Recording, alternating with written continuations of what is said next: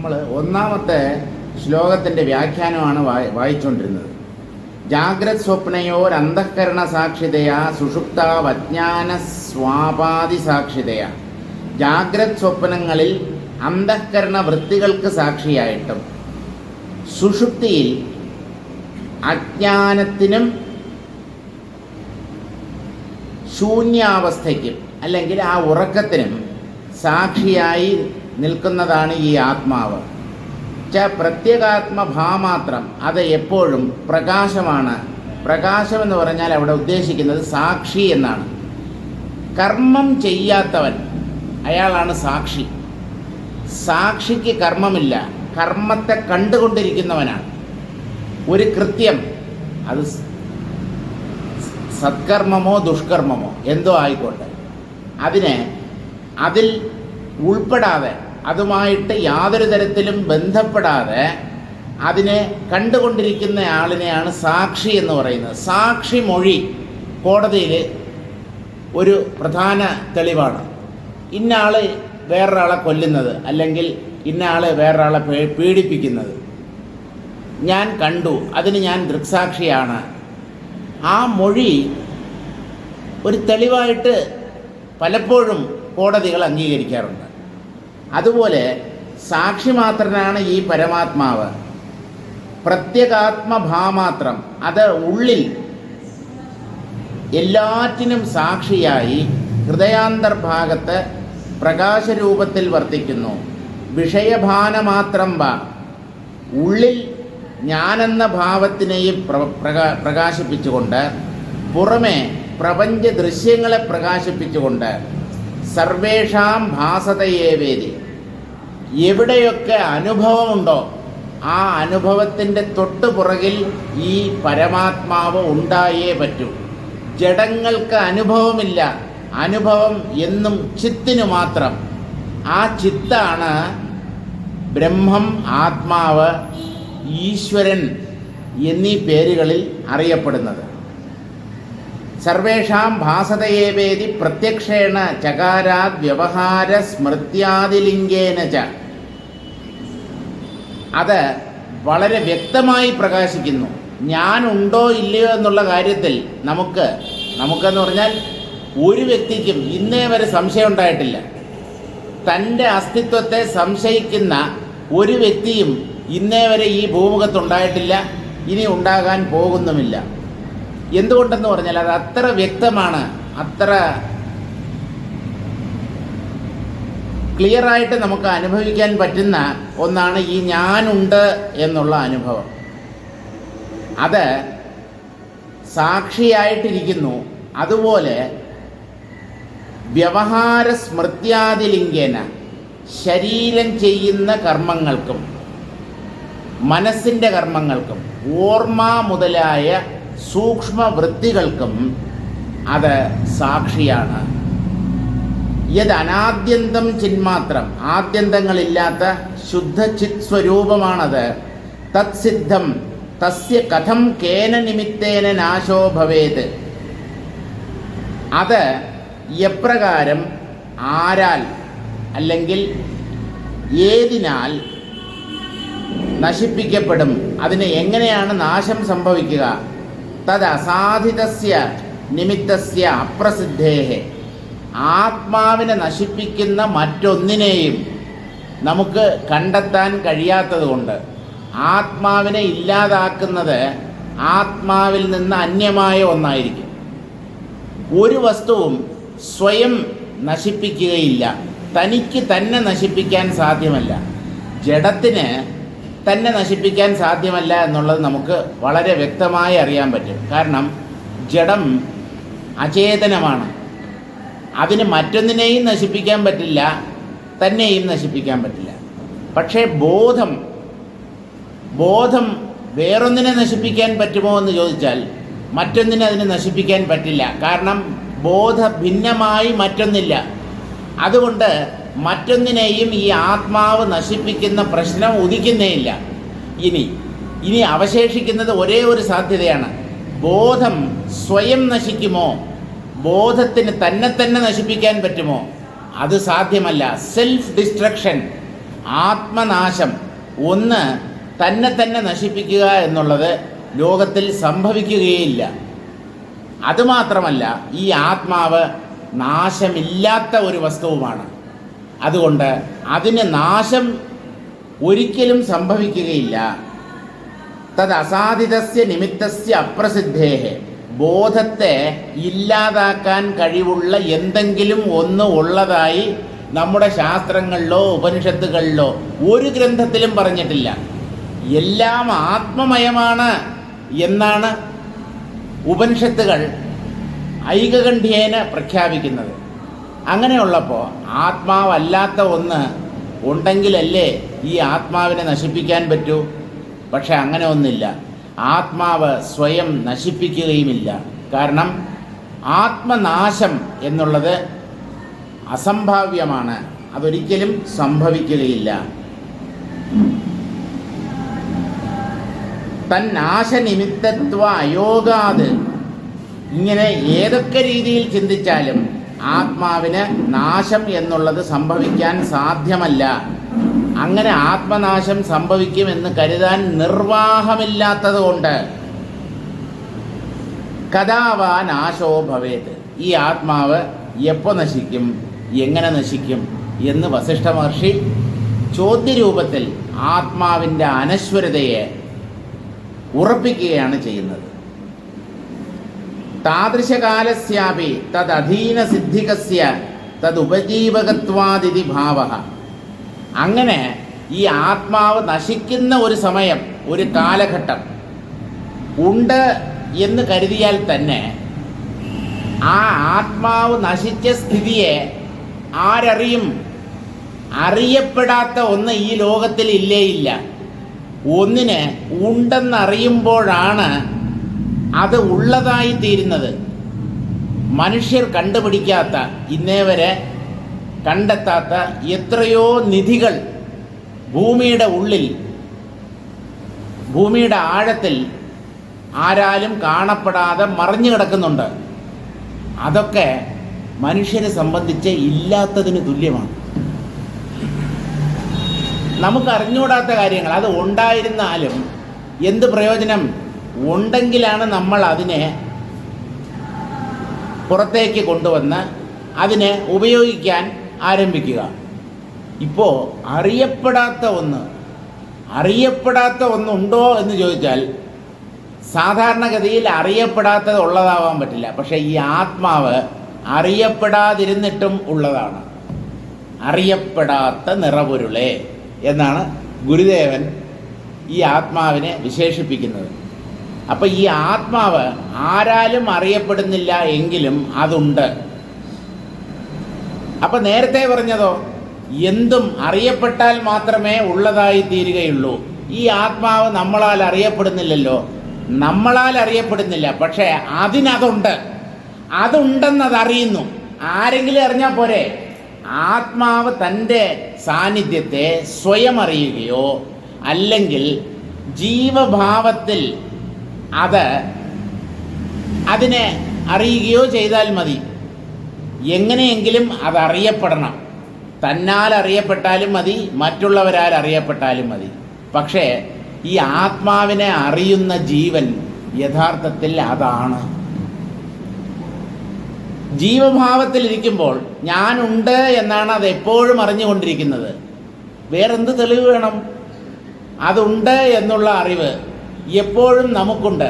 പക്ഷേ നമുക്ക് ഞാനുണ്ട് എന്നുള്ള അനുഭവം മാത്രമേ ഉള്ളൂ. ഈ ഞാൻ ആത്മാവാണ് എന്ന ഒരു കാര്യം മാത്രമാണ് നമ്മൾ അറിയാത്തത്. അതും കൂടെ അറിഞ്ഞു കഴിഞ്ഞാൽ പ്രശ്നം തീരും. ഞാൻ ജീവനല്ല, ഞാനുണ്ട് എന്നുള്ള അനുഭവം എല്ലാവർക്കും ഉണ്ട്. ആ ഞാനിൻ്റെ ഉണ്മ എന്ന് പറയുന്നത്, ആ ഞാനിനെ ഉള്ളതാക്കി തീർക്കുന്നത് ഈ ആത്മാവാണ് എന്നുകൂടെ അറിഞ്ഞു കഴിഞ്ഞാൽ അറിവ് പൂർണ്ണമായി. ഞാനുണ്ടെന്ന് നമ്മളെ ആരും പഠിപ്പിച്ചിട്ടില്ല, പഠിപ്പിക്കേണ്ട കാര്യവുമില്ല. പഠിപ്പിക്കാതെ സ്വയം അറിയുന്നതാണ് തൻ്റെ ഉണ്മയെക്കുറിച്ചുള്ള ആ അറിവ്. അത് ബ്രഹ്മമാണ് എന്നുകൂടെ അറിഞ്ഞാൽ സർവം മംഗളം ശുഭം. അപ്പോൾ മാത്രമേ എല്ലാം ശുഭമായി പര്യവസാനിക്കൂ. അല്ലെങ്കിൽ കരച്ചിലിലും ദുഃഖത്തിലും ഒക്കെ ആയിരിക്കും ഒരു വ്യക്തിയുടെ ജീവിതം അവസാനിക്കുക. താദൃശകാലസ്യാപി തദധീനസിദ്ധികസ്യ തദുപജീവകത്വാദിതി ഭാവഃ. ഇനി ആത്മാവില്ലാത്ത ഒരു കാലം ഉണ്ട് എന്ന് തന്നെ നമ്മൾ കരുതിയാലും ഈ ആത്മാവിൻ്റെ ഇല്ലായ്മയെ അപ്പോൾ ആരായിരിക്കും അനുഭവിക്കുക? അല്ല, അതിനെ അനുഭവിക്കാൻ ആരും ഉണ്ടാവത്തില്ല. കാരണം ആത്മാവ് തന്നെ ഇല്ലാതായി പോകുന്നു എന്ന് കരുതിയാൽ ആത്മാവില്ലാതായി പോവുക എന്നുള്ള അനുഭവപ്പെടാതെ അത് ഇല്ലാതായി പോയി എന്ന് നമുക്ക് എങ്ങനെ അംഗീകരിക്കാൻ പറ്റും? ഒന്നിൻ്റെ ഇല്ലായ്മയെയും അതുപോലെ അതിൻ്റെ ഉണ്മയെയും അറിഞ്ഞാൽ മാത്രമേ പ്രയോജനമുള്ളൂ.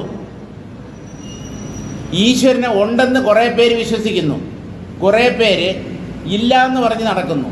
ഈ ഉണ്ടെന്ന് പറഞ്ഞവരാരും ദൈവത്തെ കണ്ടിട്ടില്ല, അനുഭവിച്ചിട്ടില്ല. ഇല്ല എന്ന് പറഞ്ഞവർക്ക് ഈശ്വരൻ്റെ ഇല്ലായ്മയെ തെളിയിക്കാനും കഴിവില്ല. ഇതാണല്ലോ ആസ്തികന്മാരും നാസ്തികന്മാരും. ഇതിലിപ്പോൾ ആരുടെ വാദത്തെ നമ്മൾ അംഗീകരിക്കണം? ആരുടെ വിശ്വാസമാണ് ശരി? വിശ്വാസം എല്ലായിടത്തും തെറ്റാണ്. വിശ്വാസത്തെക്കാളും ഒരുപടി മേലെയാണ് അനുഭവം. ഒരാൾ ഉണ്ടെന്ന് വിശ്വസിക്കുന്നു, അതിനേക്കാളും ദൃഢമായി ഇല്ല എന്ന് മറ്റൊരു വ്യക്തി വിശ്വസിക്കുന്നു. ഇതിൽ ആരുടെ വിശ്വാസത്തിനാണ് ശക്തി കൂടുതൽ? നാസ്തികന്റെ വിശ്വാസത്തിനോ ആസ്തികന്റെ വിശ്വാസത്തിനോ? എന്നോട് ചോദിച്ചാൽ ഈ ഉണ്ട് എന്ന് വിശ്വസിക്കുന്ന ആസ്തികന്റെ വിശ്വാസത്തെക്കാൾ നാസ്തികന്റെ വിശ്വാസത്തിനാണ് ശക്തി കൂടുതൽ. ഇടതുപക്ഷക്കാരങ്ങനെയല്ലേ പറയുന്നത്? ഇല്ല, ഞങ്ങൾ ദൈവത്തെ അംഗീകരിക്കത്തില്ല. എന്തിന് ദൈവം? എന്തിന് ദൈവം ഉണ്ടോ? ഉണ്ടെങ്കിൽ എന്തുകൊണ്ട് നമ്മുടെ മുമ്പിൽ പ്രത്യക്ഷപ്പെടുന്നില്ല? ഞങ്ങൾ കണ്ണുകൊണ്ട് കാണുന്നതിനെ മാത്രമേ വിശ്വസിക്കൂ. ഒക്കെ ചാർവാകന്മാരുടെ കൂട്ടത്തിൽപ്പെട്ടവരാണ്, ഒക്കെ ചാർവാകന്മാരാണ്. ഇന്ദ്രിയങ്ങൾ, മനസ്സ്, ബുദ്ധി, ഈ ഉപകരണങ്ങളിൽ ഏതെങ്കിലും ഒന്നിലൂടെ അനുഭവപ്പെടുന്ന വസ്തുക്കളെ മാത്രമേ ഈ കൂട്ടർ ഉള്ളതായി അംഗീകരിക്കൂ. പക്ഷേ ജഗദീശ്വരന് അങ്ങനെ ഇവരെ കൊണ്ട് വിശ്വസിപ്പിക്കണം എന്ന് നിർബന്ധമില്ലാത്തത് കൊണ്ട് അദ്ദേഹം പ്രത്യക്ഷപ്പെടുന്നില്ല. ഇതൊക്കെ ഒരാൾ ഞാൻ പറയുന്നത് അംഗീകരിക്കണം, അല്ലെങ്കിൽ എൻ്റെ വാക്ക് കേൾക്കണം, ഈ നിർബന്ധമൊക്കെ ജീവന്മാർക്കാണ്. ജീവൻ അല്പനായതുകൊണ്ടാണ് ഇങ്ങനെയൊക്കെ ചിന്തിക്കുന്നത്. ജഗദീശ്വരന് അതിൻ്റെ ആവശ്യമില്ല. നീ എന്നെ ഉണ്ടെന്ന് വിചാരിച്ചോളൂ, അല്ലെങ്കിൽ ഇല്ല എന്ന് പറഞ്ഞ് നടന്നോളൂ, പക്ഷെ ഞാനുള്ളവനാണെന്ന് എനിക്കറിയാം. എൻ്റെ അമ്മ പതിവ്രതയാണെന്ന് അയൽവക്കക്കാരൻ പറഞ്ഞിട്ട് വേണോ ഞാനറിയാൻ? എൻ്റെ അമ്മയെക്കുറിച്ച് എനിക്കറിയത്തില്ലേ? ഇതുപോലെ ഈശ്വരൻ്റെ അസ്തിത്വത്തെ ഈശ്വരൻ അറിയുന്നു. നമ്മൾ അംഗീകരിച്ചാലേ ഇല്ലെങ്കിലും അദ്ദേഹത്തിന് ഒരു ചുക്കും ചുണ്ണാമ്പുമില്ല. ഇതൊക്കെ നമ്മുടെ അല്പ മനസ്ഥിതി കാരണമായിട്ടാണ് നമ്മൾ ഈ ഭഗവാൻ എന്തുകൊണ്ട് പ്രത്യക്ഷപ്പെടുന്നില്ല? തന്നെപ്പോലെ ഒരു അല്പനല്ല ഭഗവാൻ, അതുകൊണ്ടാണ് അദ്ദേഹം പ്രത്യക്ഷപ്പെടാത്തത്. അദ്ദേഹം ഉണ്ടെന്ന് അദ്ദേഹം വ്യക്തമായി അനുഭവിക്കുന്നു. നിങ്ങൾ കണ്ടതിനെ മാത്രമേ വിശ്വസിക്കുന്നുള്ളൂ. അതിനിപ്പോൾ അദ്ദേഹം എന്ത് പിഴച്ചു? അദ്ദേഹത്തിന് നിങ്ങളെ കൊണ്ട് വിശ്വസിപ്പിക്കണം എന്ന നിർബന്ധവുമില്ല. അപ്പോഴോ ഉണ്മ ആരും അംഗീകരിച്ചില്ലെങ്കിലും ഉള്ളതായി തന്നെ തുടരും. കാരണം അത് ഉണ്മയാണ്, സത്യമാണ്. സത്യത്തിന് നമ്മുടെ അംഗീകാരമോ ഒത്താശയോ റെക്കമെൻഡേഷനോ ആവശ്യമില്ല. പിന്നെ സത്യത്തെ അറിഞ്ഞാൽ നിങ്ങൾക്ക് സുഖിക്കാം, നിങ്ങൾ രക്ഷപ്പെടും. നിങ്ങൾ സംസാര ബന്ധങ്ങളിൽ നിന്ന് രക്ഷപ്പെട്ട് മോക്ഷ നിലയിൽ എത്തിച്ചേരും. അത് ജീവന്മാർക്ക് കിട്ടുന്ന ഒരു സൗഭാഗ്യമാണ്. പക്ഷേ ഒരു ജീവൻ മുക്തനായാലും ബദ്ധനായി തുടർന്നാലും ജഗദീശ്വരൻ എന്ത്? അദ്ദേഹത്തിന് രണ്ടും തുല്യം. ഇവിടെ ലാഭമോ നഷ്ടമോ ജീവന്മാർക്കാണ്. ജഗദീശ്വരന് ലാഭനഷ്ടങ്ങളില്ല. കാരണം അദ്ദേഹം കച്ചവടം ചെയ്യാറില്ല. ഈ വേൾഡ്ലി ബിസിനസ്, വേൾഡ്ലി ട്രാൻസാക്ഷൻസ് നടത്തുന്നത് ജീവന്മാരാണ്. കച്ചവടം ചെയ്യുന്നവനാണ് ലാഭനഷ്ടങ്ങളെക്കുറിച്ചുള്ള ചിന്തയുണ്ടാവുന്നത്. ദൈവം കർമ്മത്തിനതീതനായി വർത്തിക്കുന്നത് കൊണ്ട്, അദ്ദേഹത്തിന് ഈ പ്രപഞ്ചത്തിൽ നിന്നും ഒന്നും വേണ്ടാത്തത് കൊണ്ട്, അദ്ദേഹം പ്രപഞ്ചത്തിൻ്റെ ആധാരമായി ഇരിക്കുന്നത് കൊണ്ട്, അദ്ദേഹത്തിന് ഈ പ്രപഞ്ചത്തിൽ എന്ത് സംഭവിച്ചാലും അദ്ദേഹം നിർബാധിതനായി തൻ്റെ സ്വരൂപത്തിൽ തുടരും. അല്ല, ഈ ലോകത്ത് അധർമ്മം വർദ്ധിക്കുമ്പോൾ ഭഗവാൻ അവതരിക്കും എന്നാണല്ലോ ഗീതയിൽ പറഞ്ഞിരിക്കുന്നത്. പിന്നെ ഈശ്വരവിശ്വാസികളെ എങ്ങനെയാണ് പറഞ്ഞ് മനസ്സിലാക്കേണ്ടത്? നിങ്ങളുടെ കഷ്ടം, നിങ്ങളുടെ ബുദ്ധിമുട്ടൊക്കെ തീർക്കാൻ അദ്ദേഹം വരും, അവതരിക്കും. എല്ലാ മതക്കാരും അങ്ങനെ വിശ്വസിക്കുന്നുണ്ട്. ജൈനമതത്തിൽ തീർത്ഥങ്കരന്മാർ എന്നാണ് പറയുന്നത്.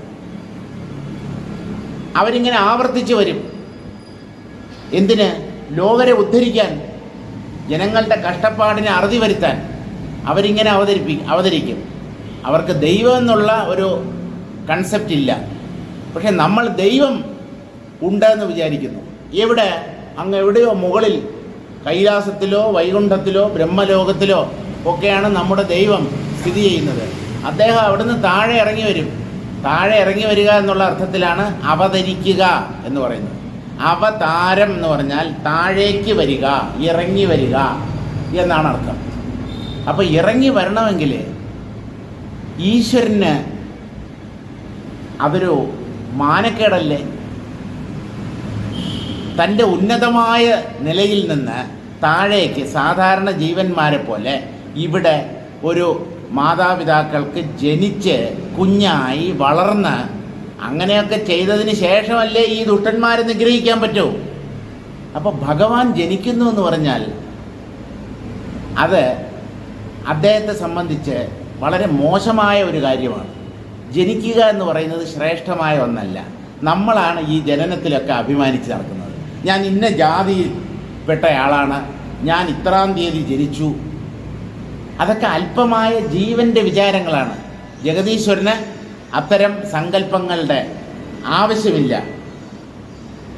അപ്പോൾ ആത്മാവില്ലാത്ത ഒരവസ്ഥ അങ്ങനെയൊന്നും ഉണ്ടായിക്കൂടെ എന്ന് ചോദിച്ചാൽ, അങ്ങനെയൊന്ന് നിങ്ങളുടെ സങ്കല്പത്തിൽ മാത്രമേ ഉണ്ടാവൂ.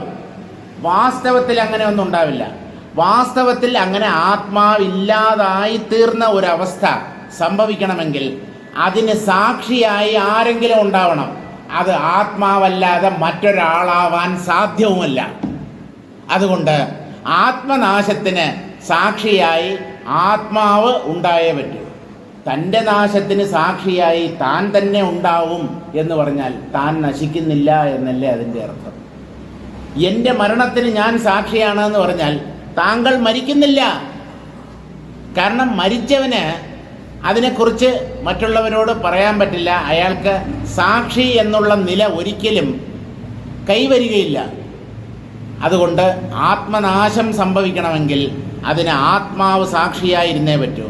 അങ്ങനെ ആത്മാവ് സാക്ഷിയായിരിക്കുന്നു എന്ന് കരുതിയാൽ ആ ആത്മാവ് നശിച്ചിട്ടില്ല എന്നാണ് അർത്ഥം. ഇങ്ങനെ എങ്ങനെ ചിന്തിച്ചാലും മാറ്റിയും മറിച്ചും തലകുത്തി നിന്നും ഓടിക്കൊണ്ടും ആകാശത്തിൽ പറന്നുകൊണ്ടും നിങ്ങൾ എങ്ങനെ വേണമെങ്കിലും ചിന്തിച്ചോളൂ, ഈ ആത്മാവിന് അഴിവ്, നാശം എന്നുള്ളത് ഒരിക്കലും സാധ്യമല്ല. ഈ ഉറപ്പോടുകൂടിയാണ് ആചാര്യന്മാർ ഈ ആത്മതത്വത്തിൻ്റെ അസ്തിത്വത്തെ നമുക്ക് വെളിപ്പെടുത്തി തരുന്നത്. താദൃശകാലസ്യാപി തദധീനസിദ്ധികസ്യ തദുപജീവകത്വാദിതി ഭാവഃ. ഒന്നിൻ്റെ ഉണ്മയെയും അതുപോലെ ഇല്ലായ്മയെയും അറിയണമെങ്കിൽ ഉള്ള ഒന്ന് വേണം. ആ ഉള്ള ഒന്ന് എന്നും ഉള്ളതായിരിക്കും. ആ ഉണ്മയ്ക്ക് അഭാവം അല്ലെങ്കിൽ നാശം ഒരിക്കലും സംഭവിക്കുകയില്ല. ഇനി അടുത്ത പദ്യത്തിലേക്ക് കിടക്കാം. നചാന്യതന്യച്ചിന്മാത്രം ക്വചിത് കിഞ്ചന കസ്യചിത് സർവാനുഭവ സാദൃശ്യേ കീദൃശീ നാമ സാന്യത. നച അന്യത്, ആത്മഭിന്നമായി മറ്റൊന്നുണ്ടാവാൻ പറ്റില്ല. ആത്മാവിൽ നിന്ന് ഭിന്നമായി വേറൊന്നും ഉണ്ടാവാൻ പറ്റില്ല. എന്തുകൊണ്ട് എന്ന് ചോദിച്ചാൽ ആത്മാവല്ലാതെ മറ്റൊന്നുമില്ല. ആത്മഭിന്നമായിട്ടൊന്ന് ഉണ്ടാവാൻ സാധ്യതയുണ്ടെങ്കിലേ ആ മറ്റൊന്നിന് നിലനിൽപ്പ് ഉണ്ടാവും. ന ച അന്യത്, അന്യത് ചിന്മാത്രം ഇല്ല. ആത്മഭിന്നമായി ഇവിടെ പലതും ഉണ്ട് എന്നാണ് നിങ്ങൾ തർക്കിക്കാൻ ഒരുമ്പെടുന്നതെങ്കിൽ ആ മറ്റൊന്നായി നിങ്ങൾ കാണുന്നത് നിങ്ങളുടെ അറിവില്ലായ്മ കൊണ്ടാണ്. ഇതാണ് വേദാന്തത്തിന് പറയാനുള്ളത്. ഇവിടെ വൃക്ഷങ്ങളുണ്ട്, സസ്യങ്ങളുണ്ട്, അനേകം ജീവജാലങ്ങളുണ്ട്, സൂര്യചന്ദ്രാദികളുണ്ട്. ഇതൊന്നും ആത്മാവല്ലല്ലോ, ഇതൊക്കെ ആത്മഭിന്നങ്ങളായ വസ്തുക്കളല്ലേ. അപ്പം ഈ പലതുണ്ട് എന്ന് കാണുന്നത് നമ്മുടെ അവിദ്യ കാരണമായിട്ടാണ്, അറിവില്ലായ്മ കാരണമായിട്ടാണ്. ഈ മറ്റൊന്ന് എന്ന് നിങ്ങൾ കാണുന്നത് യഥാർത്ഥത്തിൽ ആത്മാവിനെ തന്നെയാണ്. കാരണം ആത്മാവല്ലാതെ മറ്റൊന്നുമില്ല. നേഹ നാനാസ്തി കിഞ്ചന, അല്പം പോലും ഇവിടെ പലതില്ല. ഇതാണ് ഉപനിഷത്തുകളുടെ പ്രഖ്യാപനം. അതുകൊണ്ട് നചാന്യത, മറ്റൊന്നില്ല. അങ്ങനെ ഉണ്ടെന്ന് നിങ്ങൾ ശഠിക്കുകയാണെങ്കിൽ നിങ്ങൾ ഉണ്ടെന്ന് പറയുന്ന ആ മറ്റൊന്ന് ആത്മാവ് തന്നെയാണ് എന്നാണ് വേദാന്തം കണ്ടെത്തിയിട്ടുള്ള സത്യം. ഇപ്പം ഞാൻ ഒരു കാര്യം നേരാവണ്ണം മനസ്സിലാക്കാതെ അത് ആത്മാവിൽ നിന്ന് അന്യമായ ഒന്നാണ് എന്ന് കരുതിയാൽ അതിനാരാണ് ഉത്തരവാദി? അത് ആരുടെ കുറ്റം? ഈ മറ്റൊന്ന് എന്ന് പറയുന്നത് ചിത് സ്വരൂപം തന്നെയാണ്. ക്വചിത് കിഞ്ചന കസ്യചിത്, എവിടെയും ആർക്കും മറ്റൊന്നിൻ്റെ അനുഭവം ഉള്ളതായി തോന്നുമ്പോൾ ആ മറ്റൊന്ന് വാസ്തവത്തിൽ ആത്മാവ് തന്നെയാണ്. ആ സത്യം നമ്മൾ തിരിച്ചറിയുന്നില്ല.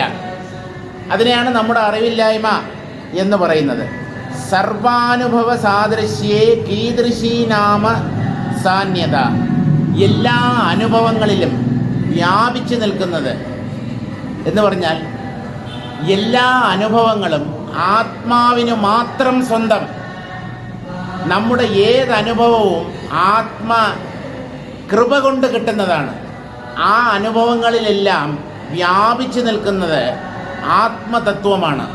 അങ്ങനെയുള്ളപ്പോൾ ആത്മാവില്ലാത്ത, ആത്മവ്യാപ്തിയില്ലാത്ത ഒരനുഭവവും ഇവിടെ ആർക്കും സംഭവിക്കുകയില്ല. അതുകൊണ്ട് എല്ലാം ആത്മാവ് തന്നെ.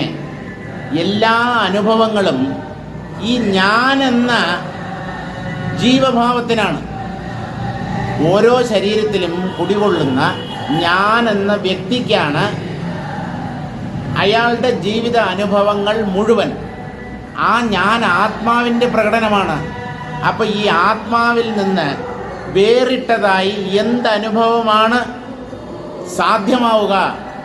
സകല അനുഭവങ്ങളിലും, ജാഗ്രതയിലും സ്വപ്നത്തിലും സുഷുപ്തിയിലും എല്ലാറ്റിലും ഈ ആത്മാവ് വ്യാപിച്ചു നിൽക്കുന്നു. പക്ഷെ നമുക്കതിനെ കണ്ടെത്താൻ പറ്റുന്നില്ല. ഇതേതുപോലെ എന്ന് ചോദിച്ചാൽ പ്രപഞ്ചത്തിൽ അനേകം പദാർത്ഥങ്ങളുണ്ട്, വസ്തുക്കളുണ്ട്. ഈ വസ്തുക്കളുടെ അകവും പുറവും വ്യാപിച്ചു നിൽക്കുന്നത് ആകാശം എന്ന ഭൂതമാണ്.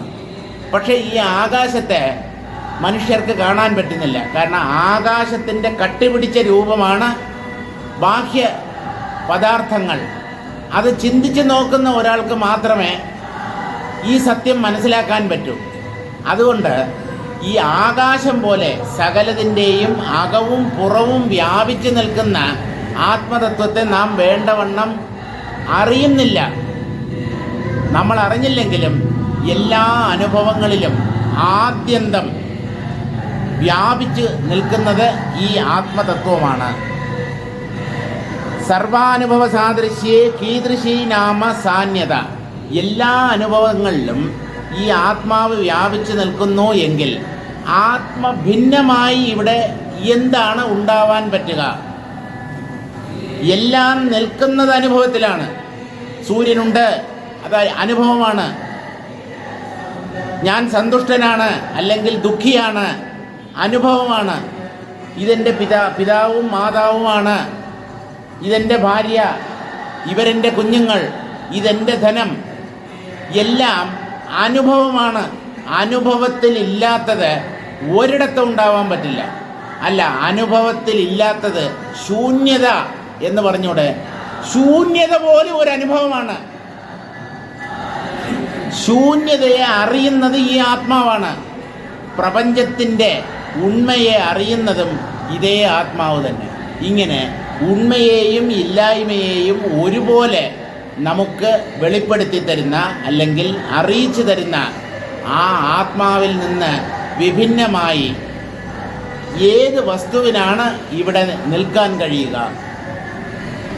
എല്ലാം അനുഭവത്തിൽ തങ്ങി നിൽക്കുന്നു എന്ന് പറഞ്ഞാൽ ആത്മാവിൽ അധിഷ്ഠിതമാണ് എന്ന് വേണം മനസ്സിലാക്കാൻ. കാരണം ഈ ആത്മാവെന്ന് പറയുന്നത് അനുഭവ സ്വരൂപമാണ്. എല്ലാം അനുഭവമാണ്.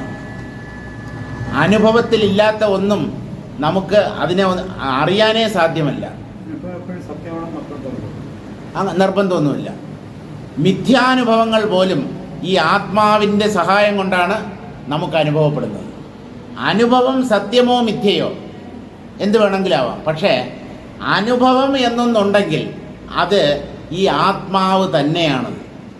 ആത്മാവിൻ്റെ തെറ്റിദ്ധാരണ കൊണ്ട് ആത്മാവിനുണ്ടാകുന്ന അനുഭവങ്ങളാണ് മിഥ്യാനുഭവങ്ങൾ. ശരിയായ ധാരണ കൊണ്ട് ആത്മാവിന് ലഭിക്കുന്ന അനുഭവമാണ് സത്യാനുഭവം. രണ്ടിൻ്റെയും സാക്ഷി ഈ ആത്മാവ് മാത്രമാണ്. ആത്മാവല്ലാതെ മറ്റൊന്നുമില്ല. അതുകൊണ്ട് അന്യത്വം അല്ലെങ്കിൽ വേറിട്ട ഒരവസ്ഥ ഈ ആത്മാവിന് സാധ്യമല്ല. ജനിച്ചു എന്നുള്ള അനുഭവം ആർക്ക്? എനിക്കാണ്. ഞാൻ ജനിച്ചു എന്നാണ് നമ്മളൊക്കെ വിചാരിച്ചിരിക്കുന്നത്. അതൊരു തെറ്റിദ്ധാരണ മാത്രമാണ്. നമ്മളാരും ജനിച്ചിട്ടില്ല. ജനിച്ചു എന്നുള്ള അനുഭവം ഞാൻ ശരീരമാണ് എന്നുള്ള അനുഭവത്തിൽ അധിഷ്ഠിതമാണ്. ഈ ശരീരമാണ് ജനിച്ചത്. കാരണം അതിന് സാക്ഷികളാണ് അച്ഛനും അമ്മയും. അച്ഛൻ പറയുന്നത്, ഞാനാണ് നിൻ്റെ ജനനത്തിന് കാരണം. ഈ സ്ത്രീ, അതായത് നിൻ്റെ അമ്മയാണ് നിന്നെ പ്രസവിച്ചത്, 10 മാസം ചുമന്ന് പ്രസവിച്ചത്. അവർ ഈ ശരീരത്തെക്കുറിച്ചാണ് സംസാരിച്ചുകൊണ്ടിരിക്കുന്നത്. ശരീരത്തിൻ്റെ ഉള്ളിലുള്ള ചൈതന്യത്തെക്കുറിച്ചല്ല. ചൈതന്യത്തെ ഇവിടെ ആർക്ക് സൃഷ്ടിക്കാൻ പറ്റില്ല, അതിനെ നശിപ്പിക്കാനും സാധ്യമല്ല. ചൈതന്യം ഉണ്മ സ്വരൂപമായിട്ടുള്ളതാണ്, എന്നും ഉള്ളതാണ്. എന്നും ഉള്ള ഒന്നിനെ എന്തിന് സൃഷ്ടിക്കണം? എന്നും ഉള്ളതായി തന്നെ തുടരുന്ന ഒന്നിനെ ആർക്ക് നശിപ്പിക്കാൻ കഴിയും? അതുകൊണ്ടാണ് അതിനെ സത്ത്, ഉണ്മ, സത്യം എന്നൊക്കെ നമ്മുടെ ശാസ്ത്രങ്ങളിൽ വിവരിക്കുന്നത്. ഈ ആത്മാവിനെ എന്നും നിലനിൽക്കുന്നത് അഴിവില്ലായ്മ, അതാണ് അതിൻ്റെ സ്വരൂപം. ഇടയ്ക്ക് പ്രത്യക്ഷപ്പെട്ട് പിന്നീട് മറഞ്ഞു പോകുന്നത് എന്നും കള്ളമാണ്. നിങ്ങൾ ഉണ്ടെന്ന് കരുതുമ്പോൾ പോലും അത് ഇല്ലാതിരുന്നിട്ട് ഉണ്ടായതാണ്. ഈ പ്രപഞ്ചത്തിലെ എന്തും ഇല്ലാതിരുന്നിട്ട് ഉണ്ടായതാണ്. ഇല്ലാതിരുന്നിട്ടുണ്ടായത് എന്നെങ്കിലും ഇല്ലാതാവും. ഇതിൽ ആശ്ചര്യപ്പെടാൻ എന്തിരിക്കുന്നു? ഒരാൾ മരിച്ചുപോയി. ഇന്നലെ രാത്രിയായിരുന്നു മരണം സംഭവിച്ചത്. നിങ്ങൾക്ക് വേണമെങ്കിൽ അനുശോചനം അറിയിക്കാൻ അദ്ദേഹത്തിൻ്റെ വീട്ടിൽ പോവാം. ഇതിൽ അത്ഭുതപ്പെടാൻ എന്തിരിക്കുന്നു? കാരണം ആ വ്യക്തി എന്നോ ജനിച്ച ഒരാളാണ്. ആ ജനനം സംഭവിക്കുന്നതിന് മുമ്പ് ആ വ്യക്തിയില്ല. അപ്പോൾ ജനിച്ചവയെല്ലാം മരിക്കുമെന്നാണ് ഭഗവത്ഗീതയിൽ കൃഷ്ണൻ പറയുന്നത്. ജാതസ്യ ഹി ധ്രുവോ മൃത്യു. ജനിച്ചത് മരിക്കും, മരിച്ചത് വീണ്ടും ജനിക്കുകയും ചെയ്യും. പിന്നെ ആരെ ഓർത്ത്, എന്തിനെ ഓർത്ത് നമ്മൾ ദുഃഖിക്കണം? പോയവനൊക്കെ മടങ്ങി വരും. അതേ രൂപത്തിലായിരിക്കില്ല എന്നേ ഉള്ളൂ, മറ്റൊരു രൂപത്തിൽ പ്രത്യക്ഷപ്പെടും. അപ്പം നമുക്ക് ആളിനെ തിരിച്ചറിയാൻ പറ്റില്ല. പക്ഷേ ആ ആൾ തന്നെയാണ് വേറൊരു വേഷമിട്ട് വരുന്നത്. ആ ആൾ ഇല്ലാതായി പോയി എന്നാണല്ലോ നമ്മുടെ ദുഃഖം. ആ വ്യക്തി ഇല്ലാതായി, ആ വ്യക്തിക്ക് നാശം സംഭവിച്ചു, അപ്പോഴാണ് ദുഃഖിക്കുന്നത്. ഇവിടെ ഒന്നും നശിക്കുന്നില്ല. ന ജായതേ മ്രിയതേ വാ കദാചിത്. ഒരിക്കലും ഒന്നും, അല്ലയോ അർജുന, ഇവിടെ ജനിക്കുന്നുമില്ല, മരിക്കുന്നുമില്ല. ഉള്ളത് പല രീതിയിൽ പ്രകടമാകുന്നു. അത് അതിൻ്റെ ഒരു മഹത്വമാണ്. നാമരൂപങ്ങളായി പ്രകടമാവുക എന്നുള്ളത് ജഗദീശ്വരൻ്റെ ഒരു ശക്തിവിശേഷമാണ്. ആ ശക്തിവിശേഷത്തെയാണ് മായ എന്ന് പറയുന്നത്. മായയെ ആശ്രയിച്ച് അദ്ദേഹം തന്നെ പലതെന്ന പോലെ തോന്നിക്കുന്നു. അപ്പോഴും അദ്ദേഹം ഏകനാണ്. അപ്പം ഈ രഹസ്യം മനസ്സിലാക്കണമെങ്കിൽ അദ്ദേഹത്തെ കണ്ടെത്തിയേ പറ്റൂ. അദ്ദേഹത്തെ നേരിൽ കാണാതെ ഇതൊക്കെ ഒരാൾ പറഞ്ഞ് കേട്ടത് കൊണ്ടോ അല്ലെങ്കിൽ ഏതെങ്കിലും പുസ്തകത്തിൽ വായിച്ചത് കൊണ്ടോ നമ്മുടെ സംശയം തീർന്നു പോവില്ല. സംശയങ്ങൾക്ക് അറുതി വരണമെങ്കിൽ അനുഭവം തന്നെ വേണം, ആത്മാനുഭവം. അത് നേടാത്തിടത്തോളം കാലം എന്തെങ്കിലുമൊക്കെ സംശയങ്ങൾ നമ്മുടെ ഉള്ളിൽ അവശേഷിക്കുക തന്നെ ചെയ്യും. സർവ സംശയങ്ങളെയും തീർത്തു തരാൻ ഒരു ജ്ഞാനിക്കും സാധ്യമല്ല. സാറിനെ കുറിച്ചൊരു ശ്ലോകമുണ്ട്: സർവസംശയച്ഛേത്താരം സച്ചിദാനന്ദ വിഗ്രഹം സദാ സുസ്മേരവദനം ബാലകൃഷ്ണം നമാമ്യഹം. സകല സംശയങ്ങളെയും മുറിച്ചു തള്ളുന്നവൻ, ഇല്ലാതാക്കുന്നവൻ എന്നാണ് സർവസംശയച്ഛേത്താരം എന്നുള്ള ആ വാക്കിൻ്റെ അർത്ഥം. പക്ഷേ ആ സാറിന് പോലും ഈ ആത്മാനുഭവം എന്താണെന്ന് വ്യക്തമായി തൻ്റെ വാക്കുകളിലൂടെ വർണ്ണിക്കാൻ സാധ്യമല്ല. അത് സാറിൻ്റെ പോരായ്മയല്ല, അത് വാക്കുകൾക്ക് അതീതമായ സത്യമായതുകൊണ്ടാണ്. അപ്പോൾ ഇതിനെ പറഞ്ഞ് പൂർണ്ണമായി മറ്റൊരാൾക്ക് ഫലിപ്പിക്കാൻ, വേറൊരാൾക്ക് അറിവുണ്ടാക്കി തീർക്കാൻ ആരെക്കൊണ്ടും സാധ്യമല്ല. ആചാര്യന്മാരൊക്കെ വഴികാട്ടികൾ മാത്രമാണ്. വഴികാട്ടികൾ. ഇതിലേ പോകും, ഇതിലേ പോയാൽ മതി കേട്ടോ. നമ്മൾ ഒരാളോട് വഴി ചോദിക്കുമ്പോൾ അയാൾ പറയും നേരെ പോയിട്ട് വലത്തോട്ട് തിരിഞ്ഞാൽ മതി, അല്ലെങ്കിൽ ഇടത്തോട്ട് തിരിഞ്ഞാൽ മതി. വഴി കാണിച്ചു തരുന്നു. അദ്ദേഹം നമ്മുടെ ഒപ്പം വരില്ല. അപൂർവം ചിലർ നമ്മുടെ ഒപ്പം വന്ന് നമ്മൾ എത്താൻ ഉദ്ദേശിക്കുന്ന ആ വീടോ അല്ലെങ്കിൽ കടയോ കാണിച്ചു തരാറുണ്ട്. പക്ഷെ അതിൻ്റെ ആവശ്യമില്ല. നമുക്ക് ശരിയായ മാർഗനിർദ്ദേശം കിട്ടിയാൽ മതി. ഏത് വഴിയിലൂടെയാണ് പോകേണ്ടത് എന്നുള്ള വിവരം കിട്ടിയാൽ അത് തന്നെ നമുക്ക് മതിയാവും. പിന്നെ അതിലൂടെ നടന്നു പോയാൽ മതിയല്ലോ, വഴി തെറ്റത്തില്ലല്ലോ. സർവസ്യൈവ ഹിമം ശീതമുഷ്ണോഗ്നിർമധുരം പയഃ ചിന്മാത്രസ്യാവദാതസ്യ കീദൃഗന്യത്വമത്രതോ. ഈ അനുഭവങ്ങളിൽ തന്നെ ഒരു സമാനതയുണ്ടെന്നാണ്. ഇപ്പോൾ ഉദാഹരണത്തിന് വിശപ്പ് എന്നുള്ള അനുഭവം. നിങ്ങൾക്കും വിശക്കാറുണ്ട്, എനിക്കും വിശക്കാറുണ്ട്. ഏത് ജീവിക്കും വിശപ്പ്, ദാഹം മുതലായ അനുഭവങ്ങളുണ്ട്. ഇപ്പോൾ എനിക്ക് വിശക്കുന്നു എന്ന് ഞാൻ പറയുമ്പോൾ അതിൻ്റെ പൊരുൾ നിങ്ങൾ മനസ്സിലാക്കിയിട്ടാണ് എന്തെങ്കിലും ചെന്ന് കഴിക്കൂ, അല്ലെങ്കിൽ ഞാൻ ആഹാരം വാങ്ങിച്ചു തരാം എന്ന് നിങ്ങൾ പറയുന്നത്. അപ്പോൾ ആ വിശപ്പ് എന്നുള്ളത് ഒരാൾ എനിക്ക് വിശക്കുന്നു എന്ന് പറയുമ്പോൾ മറ്റുള്ളവർക്കത് മനസ്സിലാകുന്നു. എന്തുകൊണ്ടെന്നാൽ അവരെല്ലാവരും വിശപ്പിനെ അനുഭവിച്ചിട്ടുള്ളവരാണ്.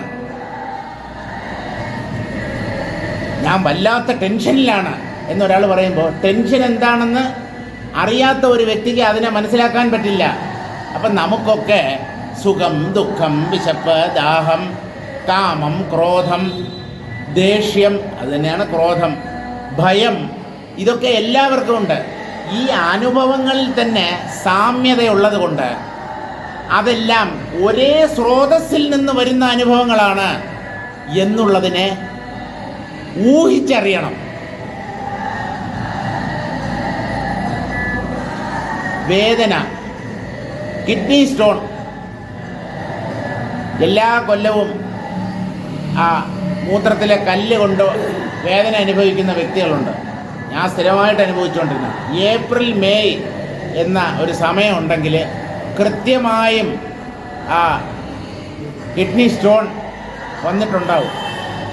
ഇപ്പോൾ കഴിഞ്ഞ കുറേ കൊല്ലങ്ങളായിട്ടാണ് ഇല്ലാത്തത്.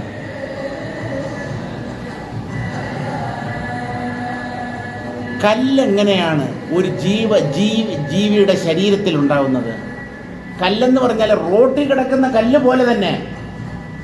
ഈ കിഡ്നി സ്റ്റോൺ എന്ന് പറയുന്നത് അതെടുത്ത് നിങ്ങളുടെ കയ്യിൽ തന്നു കഴിഞ്ഞാൽ അത് റോഡിൽ നിന്ന് പിറക്കിയെടുത്ത കല്ലാണെന്നേ നിങ്ങൾ വിചാരിക്കൂ. അത്രയും കാഠിന്യം അതിനുണ്ട്. ഇതൊരു മനുഷ്യൻ്റെ ശരീരത്തിൽ രൂപപ്പെട്ട ഒരു വസ്തുവാണ് എന്നുള്ളത് പറഞ്ഞറിയിച്ചാലല്ലാതെ നമുക്ക് ഊഹിച്ച് അല്ലെങ്കിൽ മനസ്സിലാക്കാൻ സാധ്യമല്ല. ഇതെങ്ങനെയാണിത്? മനുഷ്യ ശരീരത്തിൻ്റെ ഉള്ളിൽ കല്ലുകൾ രൂപപ്പെടുന്നു. Gall bladder stones, kidney stones. ഇതെങ്ങനെയാണെന്ന് ചോദിച്ചു കഴിഞ്ഞാൽ ചിലരുടെ ശരീരത്തിൽ അത് ഉണ്ടാകുന്നു, ആവർത്തിച്ച് അങ്ങനെയുള്ള കല്ലുകൾ പ്രത്യക്ഷപ്പെടുന്നു. ജഗദീശ്വരൻ്റെ മായാവിലാസം എന്നല്ലാതെ എന്ത് പറയാൻ? ജീവിയുടെ ഉള്ളിൽ കല്ലുണ്ടാകുന്നു, കല്ലിൻ്റെ ഉള്ളിൽ ജീവികളും ഉണ്ടാകുന്നു. ഇതെങ്ങനെ? പാറ പൊട്ടിക്കുമ്പോഴേ പാറയുടെ അന്തർഭാഗത്ത് നിന്നും തേര എന്ന് പറയുന്ന ഒരു ജീവി, തവളയെപ്പോലെ അല്പം നീളമുള്ള വാലുള്ള ഒരു ജീവിയാണ്, പറഞ്ഞു കേട്ടിട്ടുള്ളതാണ്. ഒരു പാറ പൊട്ടിക്കുമ്പോൾ അതിൻ്റെ ഉള്ളിൽ നിന്ന് ഒരു ജീവി പുറത്തേക്ക് വരുന്നു. ഇത് എന്ത് കഴിച്ചുകൊണ്ടാണ് അതിനകത്ത് കഴിഞ്ഞിരുന്നത്? ഗാഠമായ ഒരു പാറയുടെ ഉള്ളിൽ ഇതെങ്ങനെ അതിൻ്റെ ഉള്ളിൽ പെട്ടു? ഇതെങ്ങനെയാണ് അതിൻ്റെ ഉള്ളിൽ വന്നെത്തിയത്? ഇത് എന്ത് ഭക്ഷിച്ചാണ് ഇത്രയും കാലം ജീവിച്ചത്? ഒരെത്തും പിടിയില്ല.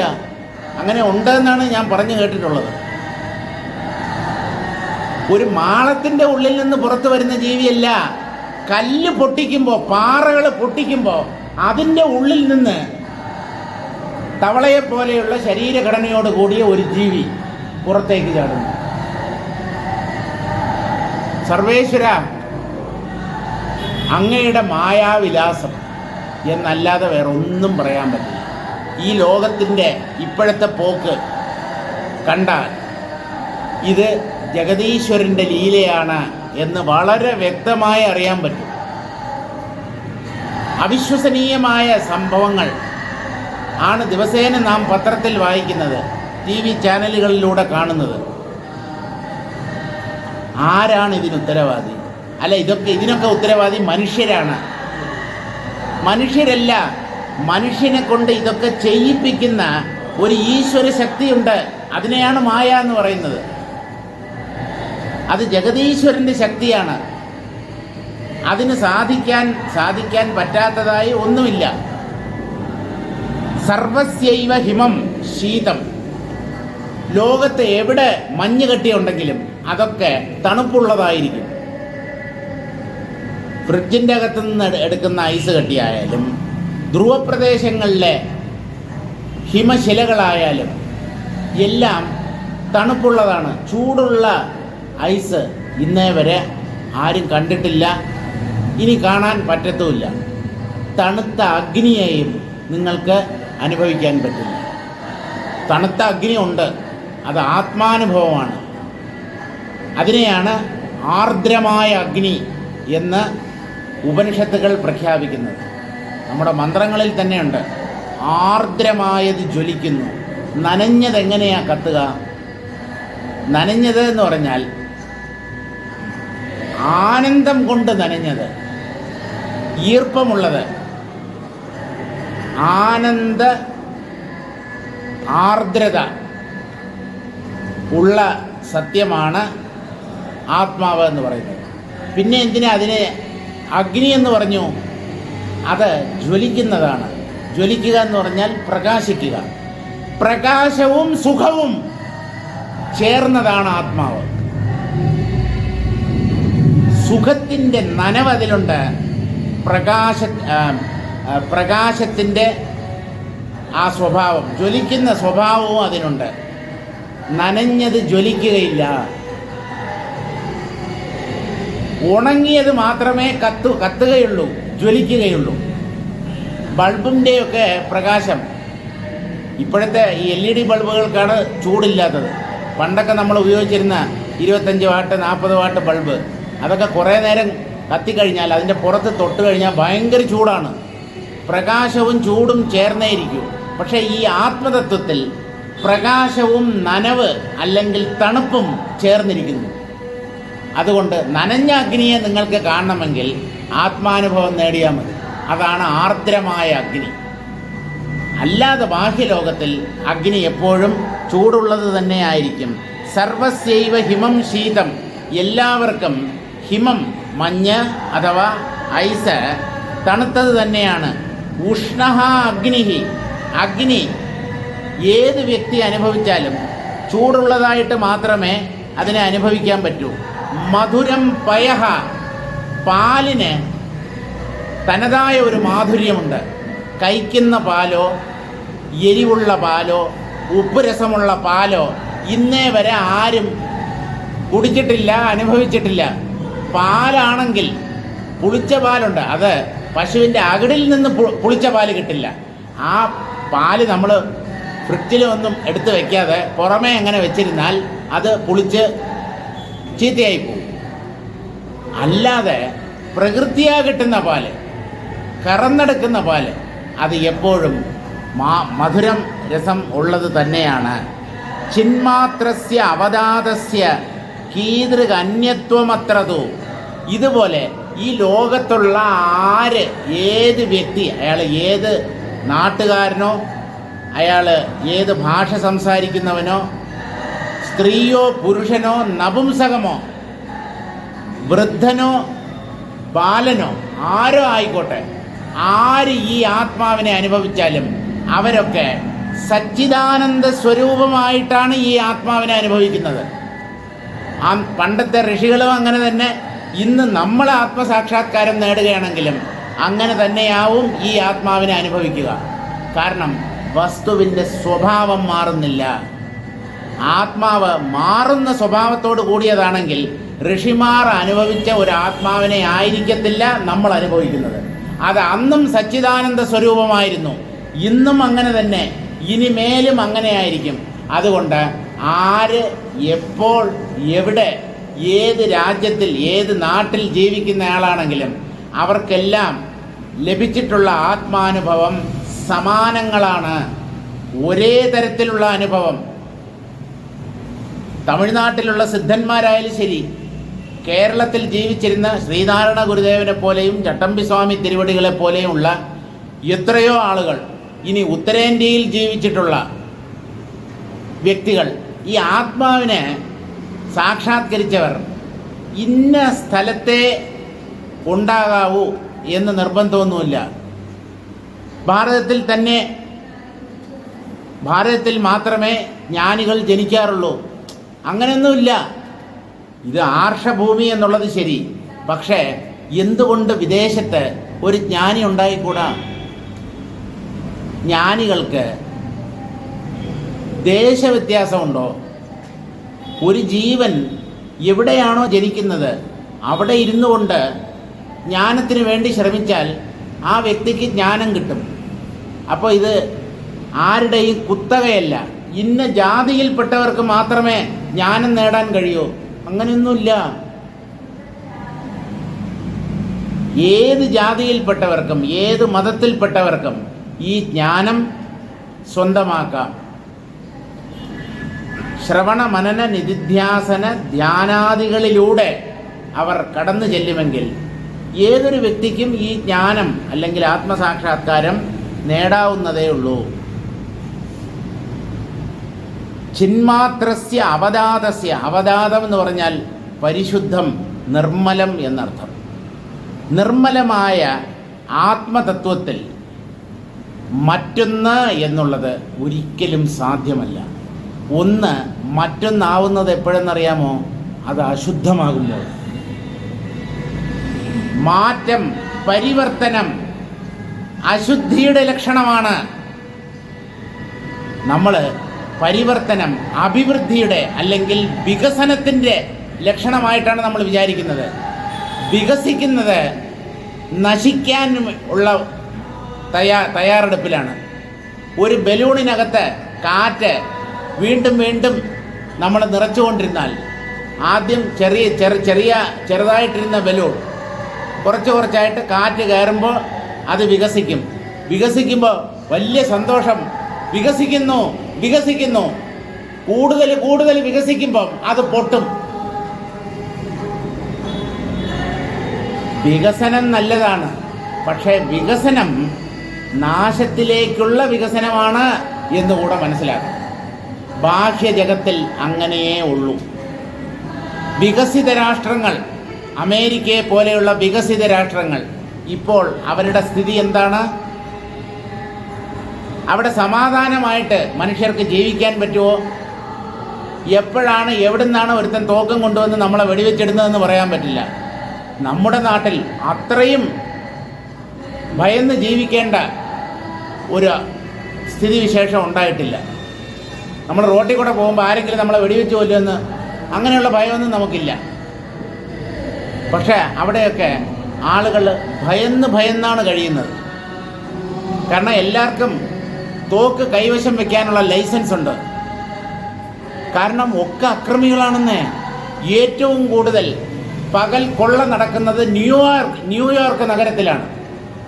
ഡേ ലൈറ്റ് റോബറി, പട്ടാപ്പകൽ വീട്ടിനകത്ത് ആളുകൾ പ്രവേശിച്ച് വീട്ടുകാരെ ഭീഷണിപ്പെടുത്തി വീട്ടിലുള്ള സാധനങ്ങളൊക്കെ അടിച്ചുകൊണ്ട് വെക്കളയും. ഇതെവിടെ? ന്യൂയോർക്ക് നഗരത്തിൽ. ന്യൂയോർക്ക് നഗരത്തെ നമ്മൾ വിശേഷിപ്പിക്കുന്നത് അമ്പരചുംബികളുടെ നാട് എന്നാണ്. The land of sky scrapers. അനേകം നിലകളുള്ള 100ഉം 110ഉം 120ഉം നിലകളുള്ള കെട്ടിടങ്ങൾ ഉള്ള ഒരു നഗരമാണ് ന്യൂയോർക്ക്. അവിടെ മനുഷ്യജീവന് വിലയില്ല, യാതൊരു സുരക്ഷിതത്വവുമില്ല. ഇങ്ങനെയുള്ള വികസിത രാഷ്ട്രങ്ങളിലെ നഗരങ്ങളിൽ, അതാണ് ഞാൻ പറഞ്ഞത്, വികസിച്ച് അവസാനം മനുഷ്യന് ജീവിക്കാൻ കൊള്ളാത്ത ഒന്നായി മാറും.